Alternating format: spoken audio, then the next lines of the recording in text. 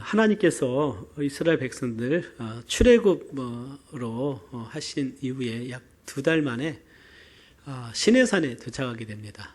시내산에 도착을 하게 되죠. 한번 지도 한번 볼까요? 우리 지도가 좀 있을 겁니다, 선생님. 네.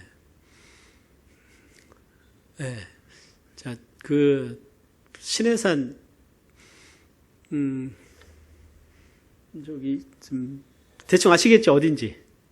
제가 표시는 안 해놨는데 제가 표시했고 저기 끝에 있습니다. 그 삼각주에 어디에 삼각으로 된 그거에 끝이 시내산이고, 근데 실제적으로 지금 최근에 사우디 아라비아 쪽에 시내산이 있다라고 지금 주장을 하고, 또 그렇게 많은 앞으로 그곳이 개방될 것이다 얘기를 하는데, 그러면 또 지도가 바뀌겠죠. 어쨌든 뭐 그 지도 자체는 역사적인 어떤 고고학에서 이제 뭐 전통적으로는 항상 저게 큰 라인이고요.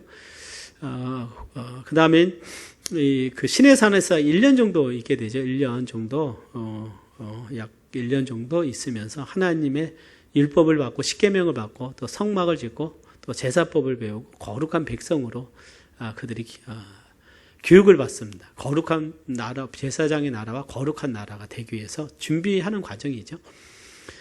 이제 그 하나님께서 그 율법을 주셨고 또 언약을 맺어서 시내산에서 하나님이 임재하셔서 불꽃 가운데 지진 가운데 나타나셔서 내가 너희 아브라함의 자손들을 나의 백성으로 삼겠다. 이 말씀에 순종하겠느냐? 이스라엘 백성이 우리가 순종하겠습니다. 이제 언약을 맺어요. 그래서 피를 뿌려서 화목제를 드리고 번제를 드려서 피를 통해서 언약을 맺어요. 그러면서 하나님의 거룩한 백성으로 이제 언약 관계가 성립이 됐습니다. 그래서 성막을 다 완공됐을 때 하나님이 성막 가운데 임재하시고 특별히 지성소에 그 언약궤와 속죄소 위에 하나님이 임재하시죠. 자, 하나님이 그들 가운데 함께 하십니다. 그리고 지난 1장부터 10장까지는 앞으로 그 갈 때 그들의 순서와 또 여러 가지 필요한 것들을 준비하는 과정, 행군에 필요한 것들을 하나님께서 말씀하셔서 이제 드디어 출발하는데 그 날이 2년 2월 21일이다. 그러니까 2년 출애굽한 지가 1년이 지나고 1개월 20일인 거죠. 약 1개월 1년 1개월 만에 이제 그들이 이제 이 시내산을 마침내 떠나게 됐습니다. 자, 떠나게 된 그 의미는 이제 광야로 다시 들어가는 거예요. 그들이 하나님의 거룩한 백성이 되었고 말씀을 배웠습니다. 광야는 어떤 의미가 있느냐? 이스라엘 백성들에게 그들의 믿음을 시험하는 기간이다. 믿음이 어떻게 하는 곳이라고요?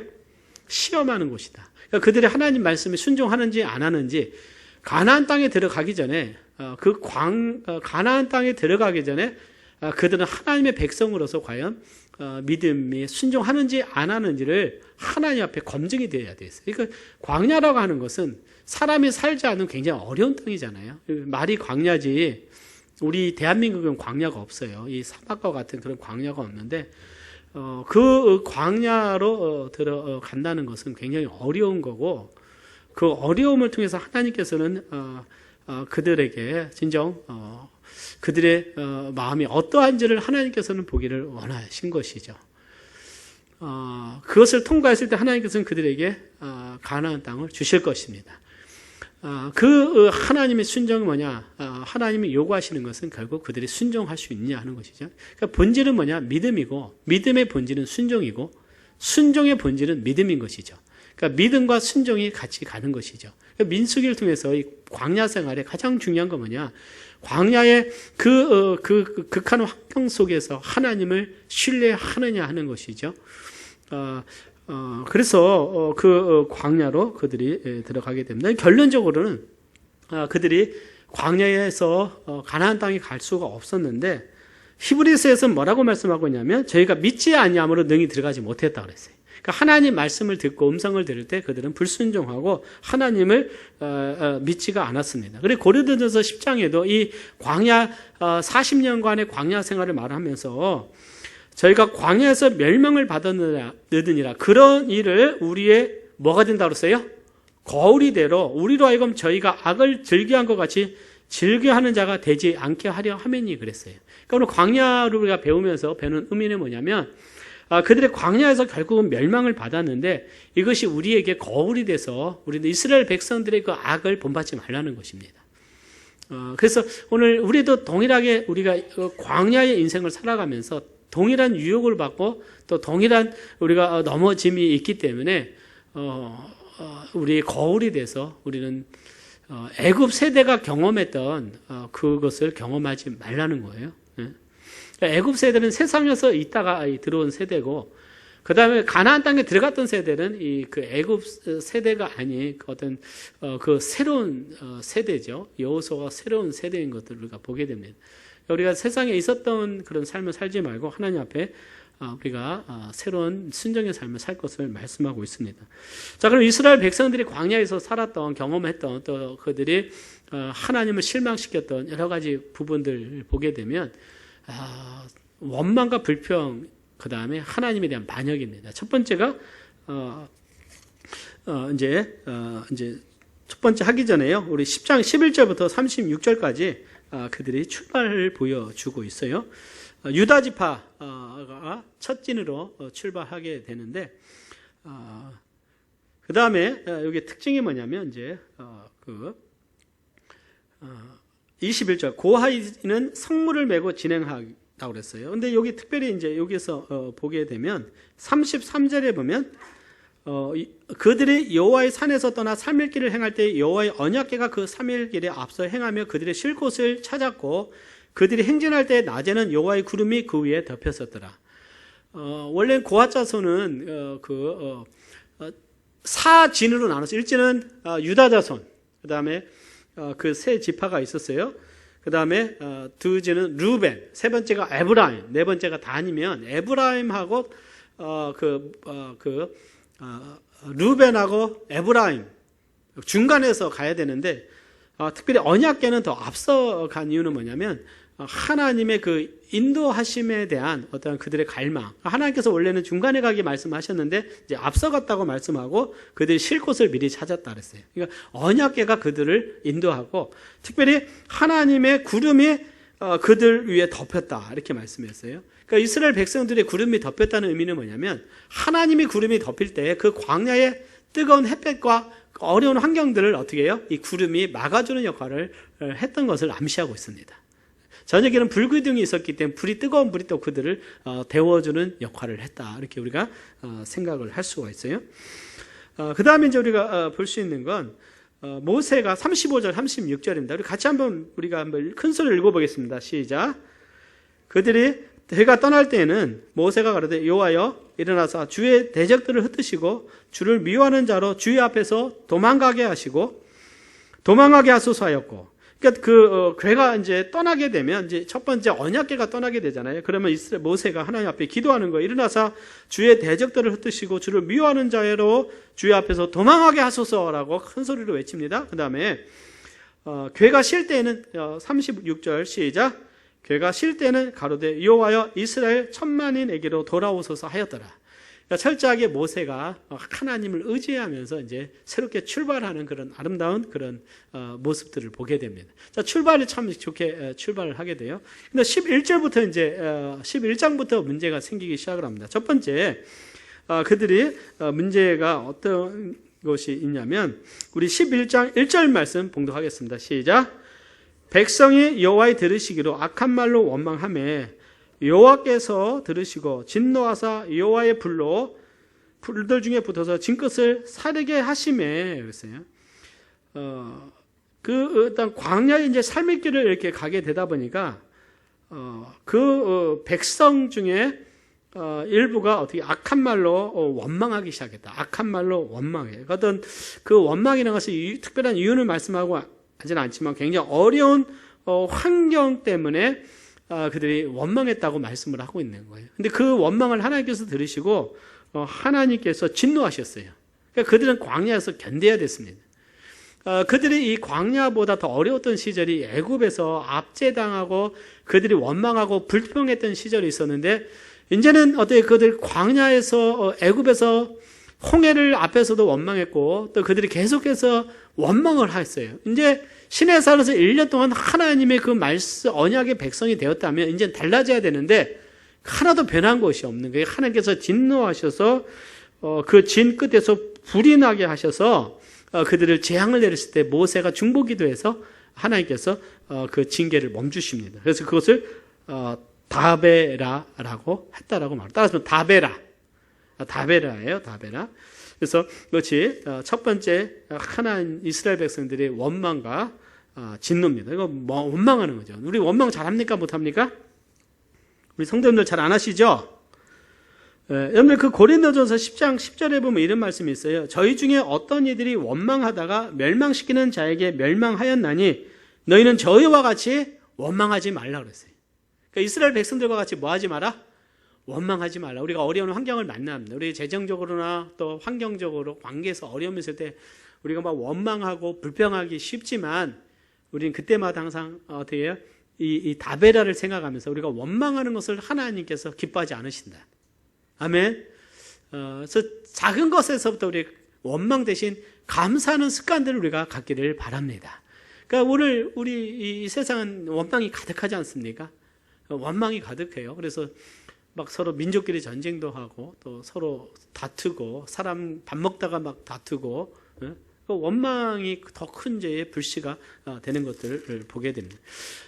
그 다음에 이제 두 번째는 이제 구체적으로 음식에 대한 이제 그 원망이 나타나죠. 여러분들 잘 아는 이야기입니다. 11장에 4절부터 나오는데 우리 같이 한번 4절 보겠습니다. 시작. 무리가 이스라엘 중에 섞여 사는 무리가 탐욕을 품매 이스라엘 자손도 다시 울며 가로되 누가 우리에게 고기를 주어 먹게 할꼬. 5절입니다. 시작. 우리가 애굽에 있을 때에는 값없이 생선과 외와 수박과 부추와 파와 마늘들을 먹은 것이 생각나거늘. 자, 여기에서 그 처음에 탐욕을 품었어요. 누가 탐욕을 품었습니까? 섞여 사는 무리. 자, 섞여 사는 무리가 누구냐면 순수한 이스라엘 혈통이 아니에요. 애굽에서 출애굽할 때 이스라엘 백성들을 나올 때 그 출애굽기에 보면 잡족들이 같이 나왔다 그랬어요. 그러니까 이스라엘 순수한 혈통이 아닌데 그들이 어떤 그 셈족일 수도 있고 또 여러 다른 민족들이 함께 이스라엘 민족과 같이 나온 거예요. 그러니까 그들은 아직 어떻게 온전한 아브라함의 어떤 순수한 믿음을 아직 그들 마음속에 없는 것이죠. 그러니까 그들이 탐욕을 품은 거예요. 하나님이 만나를 내리시고 그들에게 정말 필요를 공급하시는데 그들이 탐욕을 품으면서 원망을 하니까 자, 죄라고 하는 것은 누룩과까지 퍼져나가요. 그 다음에 그 섞여 사는 무리들이 원망하니까 그 다음에 누가 그것을 원망을 받아들입니까? 맞아. 누가요? 이스라엘 자손들이 순식간에 이제 그들 한술 더 떠요. 울면서 누가 우리에게 고기를 주워 먹게 할 거래. 금방 막 퍼져가 나가는 거예요. 예? 우리가 애굽에 있을 때 값없이 생선과 외와 수박과 부추와 파와 마늘 먹었다. 그런데 이것은 항상 이 말에는요 과장이 있어요. 이스라엘 백성들이 값없이 먹었습니까? 그 애굽에서 이스라엘 백성은 노예였어요. 노예. 예? 노예였어요. 그들이 굉장한 노예로서 원망과 불평과 그 압제 속에 시달릴 때 하나님이 그 고통 소리를 들으시고 그들에게 가셔서 그들을 출애굽으로 인도하신 거잖아요. 배경에 보면. 예? 그런데 값없이 먹었다. 그러니까 이 사람의 말이라고 하는 상황에서 이와 같이 과장이 있는 것을 우리가 보게 되죠. 예? 그랬더니 그 다음에 이제 또 문제가 뭐가 있냐면 모세까지도 흔들리는 거예요. 모세까지도. 예? 10절에 보면 백성의 온 가족들이 각기 장막문에서 우는 것을 모세가 들으니라. 막 장막 앞에서 막 가족들이 다 통곡하면서 우는 거예요. 우리가 이 고기를 또 못 먹고 여기에서 너무 힘들다 이거. 예? 그러니까 어떻게 그들이 방황하는 것이죠. 예? 광야에서 정말 우리가 견디자. 예? 우리가 견디자. 예? 우리가 곧 가나안 땅으로 바라봐야 된다. 우리가 빨리 가서 그곳에서 젖과 꿀이 흐르는 그곳에서 우리가 하나님의 축복을 누리자. 어떤 그 비전을 가져야 되는데 갑자기 중간에서 광야에서 그들이 흔들리는 거예요. 예? 그랬더니 하나님의 진노가 임하게 되는 거예요. 모세도 낙심하게 됩니다. 그러면서 하나님 왜 나를 이 지도자로 삼아서 이 백성들의 짐을 지게 합니까?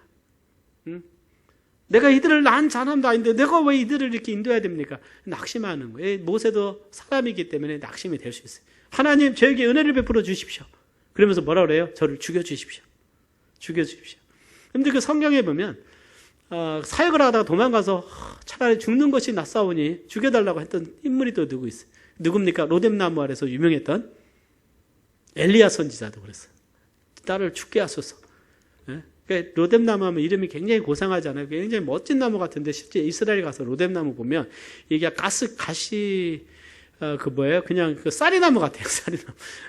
어쨌든 그런 나무인데 이렇게 원망이 있습니다. 그래서 내가 이 백성에게 줄 고기를 어디서 이 백성들이 고기를 원하는데 내가 어디서 남자만 60명이니까 장정들이 200만 명 되는 사람도 어떻게 합니까? 이제 이렇게 하죠. 근데 하나님께서 그들의 원망을 들으시고 하나님이 그들에게 모세의 해답은 뭐냐? 모세가 나가 이 짐을 너무 크다. 그래서 70명의 장로들을 데리고 와서 그들에게 하나님이 신을 내려줘서 그들도 예언하게 했습니다. 그래서 모세가 진 짐을 그 70명이 함께 하나님의 영이 임하게 돼서 그들도 모세와 같은 어떻게 지도력과 영적인 능력을 갖게 하셨어요. 그래서 모세의 짐을 같이 나누게 하셔서 모세를 다시 세우셨습니다. 격려하셨어요. 두 번째로는 고기를 원망했던 그들을 향해서 하나님께서 메추라기를 또 보내셔요. 그전에도 메추라기를 보내셨는데 31절에 봅니다. 우리 31절 다시 봉독합니다. 시작. 바람이 여호와께로서 나와 바다에서부터 메추라기를 몰아 진곁 이편 저편 곧 전 사방으로 각기 하루길 되는 지면 위에 2규빗쯤에 내리게 한지라. 한 규빗은 약 45cm니까 2규빗은 90cm 정도 돼요. 그러니까 지면 위에 메추라기를 하나님께서 쭉 보내셨다. 그러니까 하나님께서 보내셨다고 그랬어요. 그래서 백성이 모으니까 적게 모은 자도 10호멜이라. 그래서 그들이 한 달 동안 먹어도 남을 만큼 그 메추라기를 하나님께서 보내셨어요. 33절에 보면 고기가 아직 이 사이에 있어 씹히기 전에 여호와께서 백성에게 대하여 진노하사 심히 큰 재앙으로 치셨다고 그랬어요. 그러니까 그들이 고기를 막 먹고 탐욕스럽게 먹고 있을 때 하나님은 재앙을 내리셔서 그들 많은 사람들 쳐서 그들이 재앙으로 죽게 하셨어요. 그래서 34절 그곳 이름을 뭐라고 그랬습니까? 기브롯 핫다와. 이제 이름이 특이하지 않았습니다. 기브롯 핫다와. 민수기 11장 34절입니다. 이 뜻은 탐욕의 무덤이라는 뜻이에요. 그러니까 탐욕을 범한 자들을 거기에 장사했고요. 기브롯 핫다와다. 그러니까 탐욕을 품은 자들이 죽임을 당한 것이에요. 탐욕을 하나님 앞에 탐욕을 품었다. 하나님이 주신 것에 감사하지 않고 원망과 불평할 때 그것이 탐욕이 되는 거예요. 그냥 우리는 신약에서 보면 이 탐욕은 우상 숭배라고 그랬어요. 우리가 때로는 고기가 그리울 수도 있고 여러 가지 과거의 삶이 그리울 수 있지만 항상 우리의 광야에서 이스라엘 백성들을 인도하셨던 하나님께서 우리의 삶을 인도하고 계신다고 믿는다면 항상 어려운 가운데도 먼저 감사를 드려야 된다고 믿습니다. 감사해야 돼요. 감사. 그러니까 오늘 우리의 삶에 대해서 하나님께 감사해야 돼요. 아멘. 우리가 정말 이 먹을 양식을 주신 하나님께 감사해야 되고 우리가 하나님께 예배할 수 있음에 감사하고 무엇보다도 예수 그리스도의 구원의 은혜로 하나님의 자녀가 된 것을 감사하고 또 진리의 말씀을 듣고 내가 깨닫고 이 말씀 속에 성장하고 있다는 사실 앞에 우리는 더 감사해야 될 줄 믿습니다. 그래서 11장에서는 그들이 음식을 해서 탐욕을 품을 때 탐욕이 결국 이스라엘 백성들에게 전염되고 모세도 낙심했지만 결국 하나님께서 이스라엘 백성을 심판하신 것들을 보게 돼요. 자, 여러분들 시내산 출애굽에서 시내산까지는 그들이 불평하고 원망해도 하나님이 재앙을 내리지 않으셨어요. 그냥 하나님께서 그들에게 해답을 주셨고 만나를 내리시고 반석에서 물을 내시고 하나님이 홍해를 가르시면서 은혜를 베푸셨지만 그들에게 하나님 심판하지 않으셨어요. 그런데 시내산에서부터는 이제 민수기 보면 그들의 죄에 대해서는 하나님 철저하게 심판하십니다. 왜 그럴까요? 그들이 하나님과 언약을 맺었어요. 시내산에서 우리는 하나님의 백성입니다. 언약을 맺었기 때문에 그 율법은 그 죄에 대해서는 사망인 거예요. 사망. 율법의 요구는 사망인 것이죠. 그러니까 하나님이 항상 죄에 대해서는 이 결과는 이 사망이라는 것을 하나님께서 보여주시는 것이죠. 그렇기 때문에 계속적으로 순종하면 축복을 받지만 불순종하면 하나님의 저주가 임하고 하나님의 재앙이 그들에게 임하는 것은 이 계속적인 어떻게 이스라엘 백성은 하나님과 예수님 오실 때까지 계속해서 이루어지는 하나님과 백성과의 언약입니다. 그래서 새 언약 예수님을 통해서 이제는 하나님 우리에게 은혜의 시대를 주셨고, 지금은 하나님이 우리가 잘못해서 다 이렇게 심판하시고 죽음으로 내리신다면 아무도 살 사람이 없을 거예요. 이스라엘 백성이 광야에서 다 죽은 것처럼. 그래 예수 그리스도의 은혜로 인하여 우리는 하나님의 은혜를 누리고 있습니다. 그렇다고 신약에 있어서 죄에 대해서 하나님이 징계를 멈춘 건 아니지. 하나님이 사랑하는 자에게 징계를 하신다 그랬어요. 그러니까 저주를 내리시는 것이 아니라 뭘 내리신다고요? 징계를 내리셔서 우리가 하나님께로 돌아오게 하시는 하나님의 사랑의 채찍은 있습니다. 그 분명한 원리는 우리가 하나님 말씀에 순종해야 된다는 것이죠. 자, 그 다음에 이제 13장입니다. 우리가 12장에 또 누가 반역을 하냐면 이스라엘 백성의 지도자 안에 영적인 충돌이 났어요. 즉 모세가 최고 지도자는 하나님이 세우신 지도자인데, 그 다음에 하나님께 대제사장으로 세운 사람이 누굽니까? 아론이고, 그 모세의 누나가 미리암이에요. 그 미리암으로서 여선지자였어요.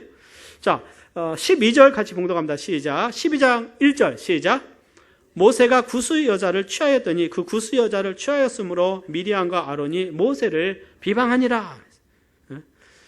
자, 이제 본격적으로 그전에는 어떤 환경에 대해서, 음식에 대해서 그들이 모세를, 하나님을 원망했어요. 근데 12장 더 시간이 가면서 이제는 영적인 권위에 대해서 조준하는 것입니다. 하나님이 세우신 권위에 대해서. 물론 모세가 구스 여자를 취했을 때 이 구스 여인은 아까 말씀드린 대로 이스라엘 백성들이 출애굽할 때 순수한 이스라엘 백성들만 온 것이 아니라 여러 민족들이 같이 따라왔다는 거예요. 그래서 어떤 이유로 모세가 아내를 취했을 때 하나님은 침묵하셨어요. 그러나 미리암과 아론이 모세를 비방합니다. 근데 그 비방은 표면적인 이유는 구스 여자, 구스는 에디오피아예요. 에디오피아. 그러니까 그 에디오피아이기 때문에 모세와 피부 색깔이 같을까요? 다를까요? 다르죠. 예, 다른 거예요. 이스라엘 12지파가 아니라 구스 여인은 에디오피아 사람이에요. 그 애굽의 근처에 있는 에디오피아지, 에디오피아. 그 다음에 이제 그 뿌리는 뭐냐면 모세에 대한 질투가 있었어요. 그래서 2절에 보면 그들이 이르되 여호와께서 모세에만 말씀하셨느냐? 왜 모세만 말씀하셨느냐? 우리와도 말씀하지 아니하셨느냐 하며 여호와께서 이 말을 들으셨네. 우리는 누구를 말하고 있어요? 여기서요? 아론과 미리암을 말하고 있어요. 아론과 미리암. 아론도 대제사장 영적인 지도력이 있었어요. 또 미리암도 여선지자였어요. 하나님께서 선지자들에게는 이상으로 하나님이 꿈으로 말한다고 말씀을 했어요. 그러나 하나님께서 그것에 대해서 정리를 하시는데, 자, 세 사람 나오게 하셔서 내가 모세에는 내 온 집에 충성된 내 종이다. 즉 모세를 건들지 말라는 거예요. 모세는 나의 충성된 종이다는 거예요. 7절입니다. 자, 6절에 보면 너희 중에 선지자가 있으면 나 여호와가 이상으로 말하기도 하고 알리기도 하고 꿈으로 말하지만 내 종 모세와는 그렇지 아니하니 그는 나의 온 집에 충성됐다. 충성됐다. 여러분들 히브리서 보면 모세의 하나님의 집에서 충성한 것을 비유하면서 하나님의 집에서 충성된 아들을 예수 그리스도가 하나님의 집에서 충성됐다고 했어요. 충성된 예수 그리스도를 또 비유를 했습니다. 그래서 모세는 나는 명백히 말한다. 내가 모세는 음성으로 말하고 은밀한 어떤 이상이나 꿈으로 말한 것이 아니라 즉 말로 하시 하나님께서 모세를 불러다가 모세가 알아듣는 모세에게 말을 하셨어요. 그리고 하나님의 그 영광과 형상을 보여주셨는데 어찌하여 내 종 모세 비방하기를 두려워 아니하느냐? 그러니까 하나님이 누구를 변호하세요? 모세를 비방하셨어요. 그들은 하나님이 당신만 얘기하느냐? 왜 스스로 높이느냐? 그 비방하는 거예요. 시기 질투였어요. 그래서 하나님께서 미리암을 하나님께서 뭐가 들게 하십니까? 문둥병이에요. 문둥병. 부정했기 때문에 문둥병은 레위기에 보면 부정한 자가 됐을 때 어떻게 합니까? 진 밖으로 내보내야 돼요. 정결하면 들어와야 돼요. 그래서 모세가 자기를 비방했지만 그러나 모세의 간절한 중보기를 통해서 하나님께서 7일간 7일간만 짐 밖에 두고 다시 하나님이 들어오게 하셨어요. 들어왔다는 의미는 그가 다시 나았다라고 우리가 이해할 수 있을 것입니다. 그래서 하나님께서 모세를 하나님께서 보호하시는 것이, 이건 우리가 너무나 잘 아는 이야기입니다. 그러니까 계속적인 어떤 그 광야에서 영적인 도전이나 어떤 그 시련들이 찾아온 것을, 모세에게 찾아온 것을 보게 됩니다. 자, 그 다음에 이제 이스라엘 백성들에게 있어서 역사적으로 굉장히 중요한 때가 온 거예요. 이제 가데스 바네아까지 오게 됩니다. 가데스 바네아. 한번 지도 한번 볼까요? 다시 한번 전사님 지도를 한번 보면, 아까 여기 가데스 여기는 정탐을 한 곳이고, 그 전에 아까 처음 보면 시내산에서 한참 올라가서 이 가데스 바네아라고 저기 이렇게 막 좀 빨간 주치인데 거기가 이제 38년 동안 방황한 거예요. 38년 동안 멀리 간 것이 아니라 이제 방황하는데 거기 끝점이 가데스 바네아입니다. 거기 바로 올라가면 저기가 보이는 것이 사해잖아요. 파란 호수 같은 데가 사해거든요. 이제 바로 그 위가 브엘세바하고 바로 이제 이 가나안 땅의 턱 밑까지 왔어요. 올라가기만 하면 됩니다. 올라가기만 돼요. 근데 이제 신명기 1장에 보면 저희 갔을 때 모세는 그들 알고 하나님이 우리에게 주신 땅이기 때문에 올라가자고 그래요. 자, 우리가 올라가서 취하자라고 말하는데 백성들이 우리가 한번 가서 정탐을 하고 옵시다라고 그 의견을 내놓죠. 그래서 그럼 모세가 좋게 생각하고 우리가 올라가기 전에 한번 보고 가는 것이 좋겠다. 그렇게 어떻게 생각을 하고 하나님께서 그러면 그것을 받아들이셔서 12지파 중에 각 족장들을 영향력 있는 족장들을 불러 모으시죠. 그래서 유다 지파의 갈렙, 그 다음에 여호수아는 어디 지파죠? 에브라임 지파. 에브라임. 이 두 지파가 굉장히 중요합니다. 유다 지파는 남왕국의 대표적인 지파고요. 에브라임은 이 여호수아 지파인데 그 북왕국에도 대표적인 지파가 되는 거예요. 결국 우리가 뭐 잘 알다시피 그들이 쭉 갔다 오게 됩니다. 그래서 그 지경을 가나안 가나안 땅의 북쪽까지 르홉이라고 하는 까지 쭉 올라가게 됩니다. 아까 한번 지도 볼까요? 지도 한번 볼까요? 잘 보이십니까? 헤브론이 있고요. 헤브론 위가 예루살렘이고 여기 르홉까지 올라가게 됩니다. 다메섹의 그 위죠. 그러니까 40일간 정탐하게 오게 됩니다. 그때 이제 우리가 아시다시피 13장에 보면 그들이 갔다 온 결과는 뭐냐? 하나님의 말씀대로 적과 꿀이 흐르는 땅이고 너무나 그 포도송이를 두 사람이 메고 다닐 정도로 굉장히 비옥한 땅이었던 것을 그들이 증명을 하죠. 그런데 거기에는 거인들이 있고 또 그렇게 성읍이 높아서 우리는 그들 앞에서는 메뚜기와 같다. 그들이 우리보다 강하다. 그래서 10명의 정탐꾼은 우리가 갈 수가 없다. 그러니까 그들이 낙심돼서 온 거예요. 우리는 스스로 보기에도 메뚜기 같으니 그들을 보기에도 그와 같을 것이다. 자, 하나님께서 출애굽한 이유는 이 가나안 땅, 약속의 땅인데 누가 그것을 막습니까? 하나님의 뜻을? 10명의 정탐꾼이 막아버린 거예요. 10명의 정탐꾼이. 이거 굉장히 한번 보세요. 하나님이 없어요. 문제 앞에 하나님이 문제 뒤로 물러나 있습니다. 그러니까 갈렙과 여호수아는 우리가 가자. 저들은 우리의 밥이다. 하나님 우리와 함께 하신다.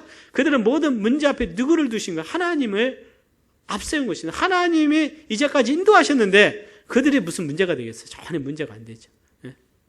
자, 이곳사에서 14장에 갑작스럽게 백성들이 다시 이것이 하나님 앞에 모세를 향해서 반역하는 거예요. 그들이 뭐예요? 14장 1절 보겠습니다. 14장 1절 시작. 온 회중이 소리를 높여 부르짖으며 밤새도록 백성이 곡하더라. 우리가 2절에는 어디에 광야에서 죽었다면 좋았을 거야. 그리고 우리가 장관을 세우고 애굽으로 돌아가자. 그러니까 하나님이 그들을 인도하셨는데 이제 애굽으로 돌아가자는 의미는 우리가 하나님과 언약을 파괴하고 다시 돌아가게 돼. 하나님이 우리의 여호와가 우리의 하나님이신가 그들 인정할 수 없다는 거예요. 그러니까 순식간에 그들은 한 번도 싸워보지도 않았어요. 그냥 들은 걸로. 그러니까 그 마음속에 하나님에 대한 본질적인 것은 믿음이 없었다는 거예요. 믿음이 없었다는. 그들은 홍해의 기적도 봤고 시내산에서 그 임재하시는 하나님의 영광도 보았고 하나님이 그들과 함께하는 걸 보았지만 그러나 그들 안에 있는 이 죄의 본성이라는 것이 그들로 하여금 하나님께 불신을 가져줬다는 것을 우리가 한번 생각해 볼 필요가 있지 않을까 생각됩니다. 우리를 예수님의 보혈로 구원하셨고 우리의 삶에 하나님의 은혜가 있었고 항상 하나님 우리와 함께 하시는 그 감격이 있고 예배를 통해서 하나님 말씀 받았지만 우리가 예배당을 떠나서 삶 속에 약간 어려움이 있으면 불평하고 원망하고 때로 유혹이 찾아오면 갑자기 순식간에 하나님이 떠나가고 내 생각대로 하려고 했던 그때가 있지 않았을까 한번 우리가 생각해 볼 필요가 있는 것이죠. 자, 그때 이제 결론적으로는 어떻게 하면 하나님께서 이 백성들을 다 멸하시겠다는 것이죠. 그러나 모세의 중보기도를 통해서 하나님께서 20세 이상의 모든 사람들은 앞으로 40년 동안 40일을 정탐한 하루를 1년치에서 40년 동안 광야에서 엎드려 죽을 것이다. 특별히 이제 우리가 기억해야 될 것은 33절 보면요. 그럼 33절 보겠습니다. 14장 33절 시작.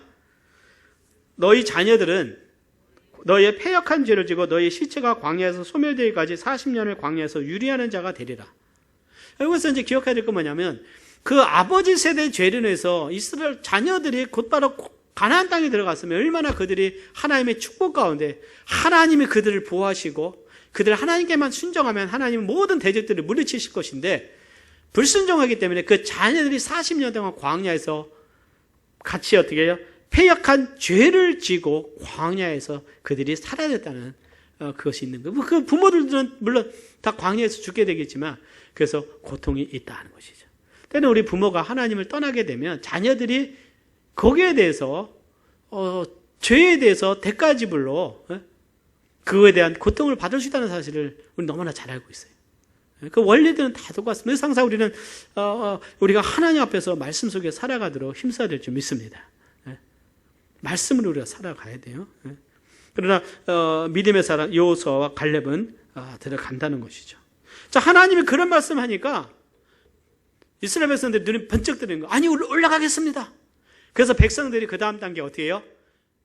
하나님이 명하시지 않는데도 어디 가데스 바나에서요, 이 아멜렉 땅으로 올라가서 전쟁을 벌여요. 아멜렉과.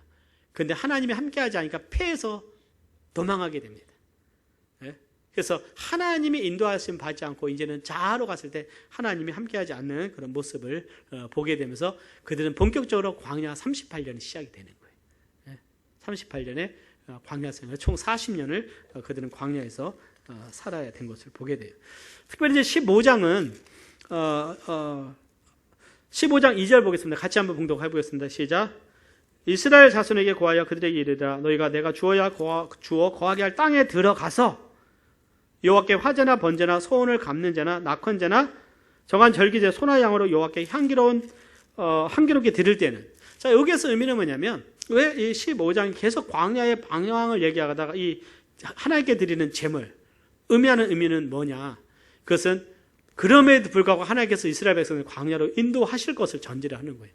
이 메시지는 그들의 희망의 메시지였습니다. 하나님이 우리를 버리지 아니하시는구나, 민족을. 그래서 가나안 땅에 들어가게 하실 것이다. 인간의 연약함에도 불구하고 하나님께서는 믿음의 사람을 통해서 다시 이루어 가시는 걸 보게 돼요. 믿음 없는 세대는 하나님께서 광야에서 죽게 하시고 믿음의 세대를 통해서 그 다음 가나안 땅에 하나님이 들어갈 것이겠어요. 말씀을 하고 있습니다. 그 다음에 이제 쭉 보게 되면요, 우리 그 다음에 여러 가지 제물을 추가적으로 말씀하세요. 그 중에 하나가 그 전제 포도주를 드리는 거, 특별히 19절 보면 그 땅에 양식을 먹을 때에 여호와께 거제를 드리되 양식을 먹으면서도 그들은 하나님께 감사하라. 그들 하나님께 먼저 구별해서 음식을 먹을 때도 구별해서 드리는 그 하나님의 그 말씀을 하고 있습니다. 여러분들 이 부분에 대해서 38절 말씀 한번 읽어보겠습니다. 이 부분은 특별한 부분인데요. 15장 38절 시작. 이스라엘 자손에게 명하여 그들의 대대로 그 옷단 귀에 술을 만들고 청색건을 그 귀에 술에 더하라 그랬어요. 여기 보면 그냥 참 이해하기 어려운 부분인데 굉장히 의미가 있어요. 이 말씀이 이 술은 39절 보겠습니다. 이 술은 너희로 보고 여호와의 모든 계명을 기억하여 준행하고 너희로 방종케 하는 자기의 마음과 눈의 욕심을 쫓지 않게 하기 위함이라고 그랬어요. 그러니까 옷의 끝에 뭘 만들어라 했습니까? 술을 만들어라. 프린지라고 하더라고요. 프린지 영어로. 그러니까 술 알죠? 술, 그죠? 우리 주부님들 잘 아실 것 같아요. 술, 그죠? 술을 만들어라는 거, 술을. 특별히. 예? 그리고 뭘 해라? 청색끈을 더라. 그래서 청색끈을 보니까 이제 구체적으로 봤어요. 보니까 연구를 해보니까 청색끈이 그 술에다가 끈을 연결하는 것보다도 이렇게 돼 있는 것들은 그림 보면 이해가 됐습니까? 그러니까 청색끈을 하는데 청색은요 하늘을 상징해요. 하늘. 예? 하늘을 상징해요. 예? 그것을 곧 이스라엘 백성들이 구별된 하나님의 백성이라는 것을 보여주는 것입니다. 그래서 옷을 입을 때마다 거기에 술이 있고 청색 끈이 달려있는 걸 보면서 우리는 하나님의 백성이다. 하나님의 거룩한 백성이다. 그래서 하나님 말씀대로 살아야 된다. 그것을 의식하고 살도록 하시는 거예요. 그러니까 하나님께서 이것을 그들에게 또 가르쳐 주시는 거예요. 그러니까 우리라 하여금 내가 하나님의 거룩한 백성이요 자녀라고 하는 나에게 있어서 주는 어떤 상징적인 의미가 무엇이 있을까요? 그러니까 이스라엘 백성들은요 이 옷에다가 그것을 해서 예수님도 그래서 끝자락을 만졌다고 했을 때 바로 이 끈을 만진 거예요. 예. 누가요? 그 혈류병 앓는 여인가 그 옷 끝자락도 만져도 낫겠다. 예. 그래서 어때 이 부분을 만져서 나은 거예요. 나은 거. 예. 그래서 이 끈을 통해서 그들로 하나님의 말씀을 지키게 하는 어떤 그들의 상징적인 의미를 보여주고 있는 것이죠. 그래서 참 하나님께서 그만큼 이스라엘 백성을 세세한 부분까지 구별된 백성이라는 것을 보여주시는데 이스라엘 백성들은 계속 구별되지 않는 행동을 하고 있어요. 이스라엘 백성 애고가 같이 계속해서 뭐합니까? 원망하고 불평하고 반역하고 우리는 그 땅에 안 들어가겠습니다. 그러니까 꼭 어린애들이 땡깡 부리는 거 똑같지 않습니까? 내가 집에 안 갈래 그래. 뭐가 신기가 상하면 집에 안 갈래 그래. 너 어디 갈래? 몰라 하고 막 주저앉잖아요. 똑같은 거예요. 갈렙과 여호수아 빼고 다 이렇게 하는 거예요. 자, 그 다음에 이제 넘어가고요. 그 다음에 고라자손 너무 잘 하는 얘기죠. 고라자손의 반역이 나오죠. 자, 고라자손은 이제 광야에서 38년 중에 일어난 기간. 그 기간은 언제인지 나오지 않지만 아마 이제 그들이 다시 광야에서 이제 들어가지 못하는 거예요. 16장 1절 같이 큰 소리로 봉독하겠습니다. 시작. 레이의 증손 고하스의 손자 이스라엘의 아들 고라와 르우벤 자손 엘리압의 아들 다단과 아비람과 벨레의 아들 온이 당을 짓고 2절 시작. 이스라엘 자손 총회에 택함을 받은 자 곧 회중에 유명한 어떤 족장이 250인과 함께 일어나서 모세를 거스르니라. 이번에는요 족장 250명이면 굉장히 영향력 큰 거예요. 그러니까 백성들이 지금 반역이 일어나. 그 중에 앞장선 사람이 누구예요? 고라다, 고라. 르우벤 자손의 다단과 또 그 아비람도 있었고, 고라. 근데 특별히 고라 자손은 어떤 의미면 이스라엘 백성들에게는 굉장히 높은 영적 지위도 있었어요. 왜 그럴까요? 그건 첫째, 누구 지파입니까? 레위 지파였어요, 레위 지파. 레위 지파는 구별된 지파였어요. 백성들로서 존경받습니다. 이스라엘 백성들 11조를 레위 지파에게 줬어요. 근데 레위 지파 중에서 더 거룩한 자들이 이 고핫 자손들. 왜요? 그들은 성물을 메고 있었어요.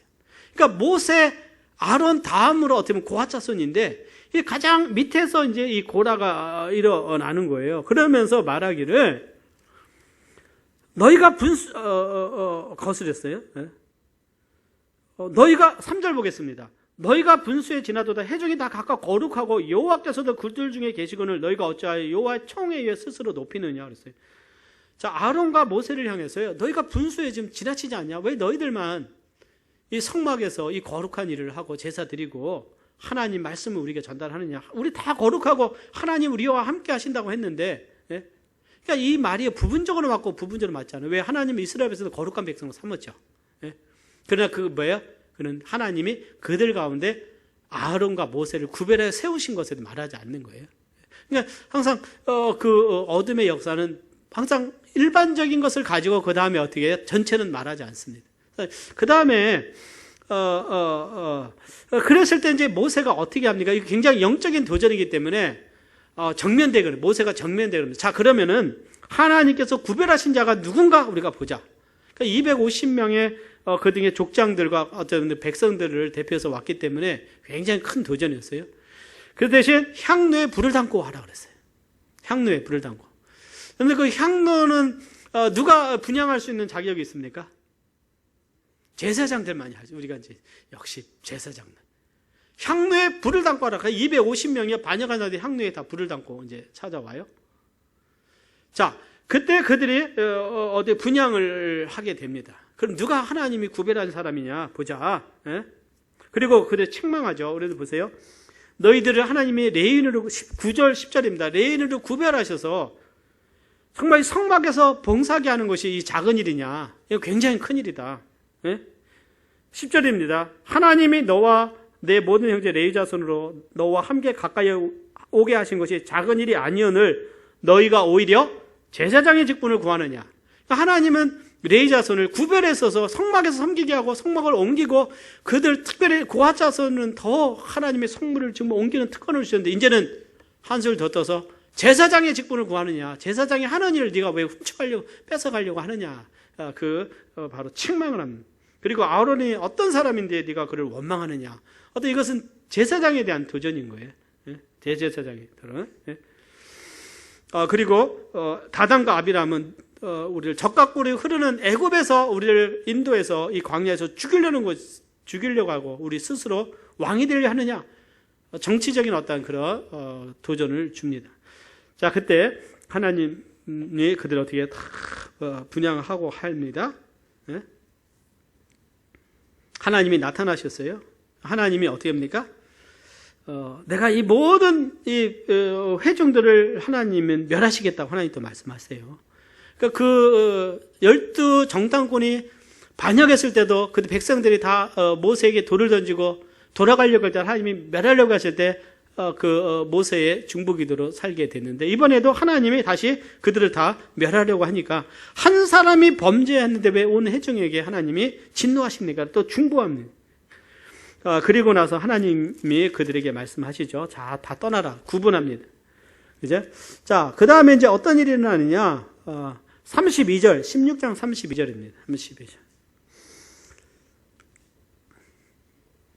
이 모든 말을 마치는 동시에 그들의 밑에 땅이 갈라지니라. 땅이 그 입을 열어 그들과 그 가족과 고라에게 속한 모든 사람과 그 물건을 어떻게 해요? 삼켰어요. 땅이 갈라서 고라와 그에 속한 모든 가족과 그 모든 사람들 다 땅이 갈라져서 다 삼키기는 하나님의 심판이 임하게 돼요.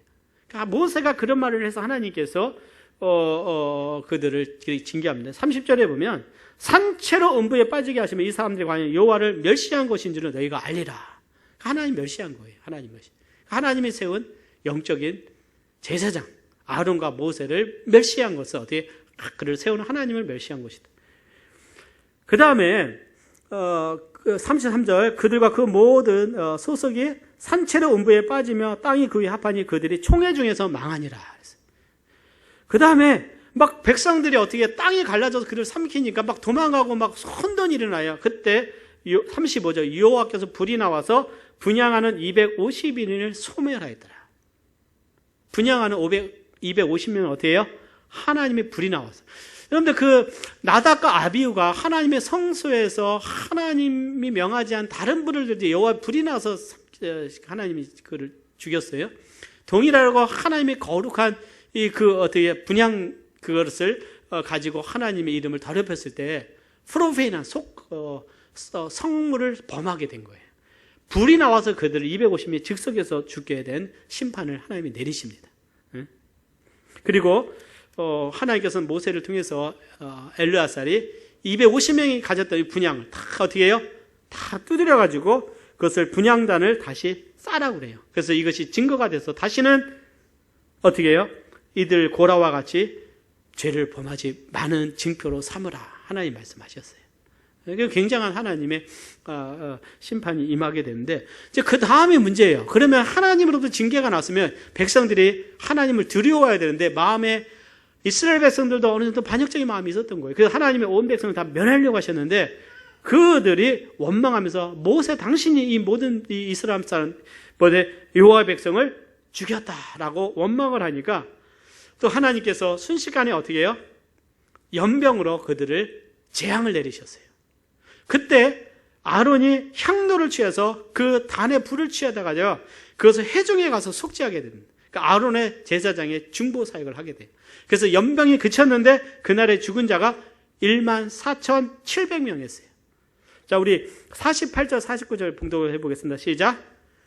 죽은 자와 산자 사이에 섰을 때에 연병이 그치니라. 고라의 자손일로 죽은 자 외에 연명의 죽은 자가 14,700명이었더라. 14,000 몇백 명이에요? 700명이었대요. 하나님께서 심판하시고. 그 다음에 이제 17장에서 의미는 뭐냐면, 그러면 진정 하나님이 다시 내가 속한 자가, 내가 구별한 자가 누구냐, 12지파를 다 불러오고 대표에게 지팡이를 가져오게 해요. 그리고 그것을 하나님의 성소에 두게 됩니다. 그래서 그 다음날 보니까 아론은 누구를 대표하는 거예요? 누구를 대표합니까? 아론은? 누구를 대표한다고요? 그래서 제가 듣게요. 누구요? 아론은 누구의 지파입니까? 그렇죠. 레위 지파를 대표하죠. 레위 지파를 대표하는 아론의 어떻게 해요? 지팡이에서 싹이 났어요. 그래서 5절에 보면, 5절 같이 봉독합니다. 시작. 내가 택한 자의 지팡이에는 싹이 나리니 이것으로 이스라엘 자손이 너희를 대하여 원망하는 말을 내 앞에서 그치게 하리라. 이스라엘 자손이 영적인 지도자에 대해서 원망하는 말을 그치라. 순종하라. 순종하라는 것이. 여기에 보면 여러분들 그 아론의 8절에 보면 아론의 지팡이에 우미 돋고 순이 나고 꽃이 펴서 살구 열매가 열렸다고 그랬는데요. 이 실제적으로는 원어적이면 살구 열매는 우리가 이제 번역하면 살구 열매인데 아몬드예요. 아몬드. 그래서 그 아몬드는 흰색 꽃이 핀다고 그래요. 그래서 어떤 순결, 거룩을 상징한다. 이제 그렇게 이야기도 하고 있습니다. 어쨌든 그래서 그 쌍난 지팡이를 어디에 두게 됩니까? 하나님의 언약궤 십계명에 있는 곳에 아론의 쌍난 지팡이가 되는 거예요. 그래서 굉장히 중요한 거예요. 이스라엘 백성들이 반역한 증거가 바로 아론의 쌍난 지팡이에요. 그래서 하나님 앞에 정말 어때요? 순종하는 걸 가르치는 겁니다. 특별히 영적인 지도력에 순종할 수 있어야 돼요. 그래도 믿으시 아멘 하시길 바랍니다. 그래서 하나님이 구별하신 거예요. 그 다음에 18장에 보면 하나님께서도 제사장과 레위인을 하나님께서 특별히 말씀을 하세요. 그 의미는 뭐냐면 18장에 보면, 자, 이스라엘 백성들은 세 부류가 있었어요. 어떻게 보면 일반 백성들이 있었고 하나님을 섬기는 레위 지파가 있었고 제사장 지파가 나눠져 있었어요. 자, 여기에 보면 하나님께서 레위인들은 하나님께서 성막을 어떻게 먼저 성막을 진을 사방으로 쳐서 보호하는 겁니다. 외인이 들어오면 죽여야 돼요. 왜요? 하나님의 거룩함을 보호하는 거예요. 그래서 이스라엘 백성들의 재앙을 면하게 하는 것입니다. 그리고 성막을 옮기고 해체하고 옮기고 다시 세우는 역할을 했어요. 제사장은 그 안에서 레위인들이 성막에 들어오거나 즉 성소에 들어오거나 이 거룩한 번제단이나 어떤 그 물두멍이나 하나님이 구별하신 그 기구들을 만지면 안 되는 거예요. 성소에 들어가서도 안 돼요. 그것을 지키는 일을 했고 실제 하나님 앞에 제물을 드렸습니다. 자, 하나님은 그러면 그들에게 그 어떤 그 직무를 주셨는데요. 특별히 지난주 배웠죠. 레인을 제사장에게 선물로 줘서 그들의 섬김에 어떻게 보조 역할을 하도록 하나님이 하신 것들을 보게 돼요. 그래서 이 역할이 다 구분되어 있었어요. 근데 레위인이었던 고라가 제사장의 업무를 어떻게 탐을 냈다는 거예요. 시기와 질투에서 그것을 그럼 하나님은 구별하셨는데 나도 한번 제사장 해보자. 하나님은 그렇게 할 수가 없는 것이. 그 고라 자손 때문에 정말 그날 14,700명이 사망하는 거예요. 250명간. 죄는 점점 퍼져나가요. 이렇게 퍼져나갑니다. 그래서 하나님께서 정결과 부정에서 보면 부정한 곳에 앉은 자는 앉은 곳에 앉지도 말고 철저하게 분류하신 것은 죄는 분리돼야 된다. 그래야 전염성을 막을 수가 있는 거예요. 자, 하나님께서 제사장에게는 특별히 그들의 섬김에 대해서 첫 소산물을 다 누구에게 줍니까? 제사장에게 그들 선물로 주셨어요. 그들의 양식으로. 또 이스라엘 백성들이 가져온 소제나 속죄제나 이런 그 부분에 대해서는 그 제사장의 그 목을 돌렸어요. 자, 하나님께 제물을 드리는데 번제는 다 태우니까 남는 게 없고 화목제는 일부는 제사장이 가지만 일부는 다 백성들이 먹었어요. 그러나 소제와 속제제와 속건제는 제사장이 갔어요. 그러니까 제사장들이 자기들의 어떻게 수입으로, 그래서 하나님께서 그들의 수고에 대해서 그들을 격려하신 것입니다. 특별히 또 그 첫 장자를 낳으면 장자는 하나님의 것이에요. 그러면 그 부분을 하나님께 어떻게 드려야 되는데 대신 은 5세겔로 드렸다. 은 5세겔로. 이게 이제 5개월 분량의 노동의 금액이었어요. 그러니까 그것을 제사장들에게 주었습니다. 그 다음에 그 레위인들에게는 어떻게 되냐? 레위인들은 11조를 누구에게 줬어요? 백성들의 11조를 레위인들에게 줬어요. 그러니까 레위인들은 11조를 가지고 그들의 생활을 하도록 하셨어요. 자, 하나님께서 말씀하신 것입니다. 네? 한번 볼까요? 18장 24절입니다. 그러니까 레위인은 하나님께서 그들의 기업이 되셨어요. 땅을 주시지 않았어요. 그래서 11조. 이스라엘 자손은 여호와께 거제로 드리는 11조를 레위인에게 뭘로 줬어요? 기업으로 준 거로 말씀하셨어요. 그러면 레위인들은 그 10분의 1을 또 누구에게 줍니까? 10분의 하나님께 드려서 하나님은 그걸 누구에 취하게 하셨어요? 제사장에게 취하게 하셨습니다. 그래서 31절에 보면 이는 너희와 너희 건석이 어디서든지 이것을 먹을 수 있으면 이는 회막으로 일한 너희의 뭐다? 보수임이니라 이렇게 말씀하셨어요. 자, 이 원리는 신약에서 사도 바울이 사역자들의 어떤 재정적으로 교회가 필요를 채울 것에 대해서 이 말씀을 근거로 해서 말씀을 하고 있는 것을 우리가 보게 됩니다. 19장에 보면 19장은 붉은 암송아지 이제 나오겠습니다. 붉은 암송아지를 여러분들 그 레드 하이프라고 해요. 이 부분은 뭐냐면 이제 중요한 부분입니다. 즉 그 붉은 암송아지를 진 밖에 가져다가 불태워요. 똥과 가죽과 피와 다 불태웁니다. 그리고 백향목과 우슬초와 홍색실을 통해서요 재를 만들어요. 그런데 그 재를 가지고 어떻게 하냐면 부정한 자에게 뿌려서 정결케 했어요. 이해가 되십니까? 자, 이 부분에 대해서 제가 말씀을 드리겠습니다. 여러분들 히브리서에 보면 히브리서 13장에 볼까요? 이 말씀하고 이제 좀 마무리 좀 하도록 하겠습니다. 13장 히브리서 13장입니다.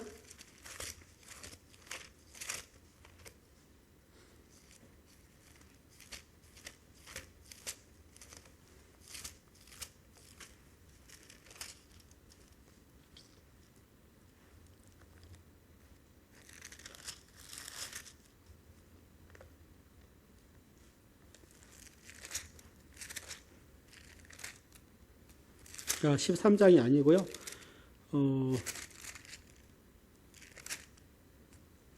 9장 13절입니다. 9장 13절.